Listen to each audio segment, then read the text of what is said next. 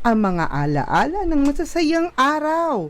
Binabanggit mula sa bawat pulpito ng karamihan ng mga simbahan ngayon bilang isang sagradong araw. Totoo nga ba? Ito ang araw na sinabi sa atin na ipinanganak ang Mesiyas. Ngunit, ang Mesiyas nga ba talaga? Ang mismong sagisag ng pagsamba?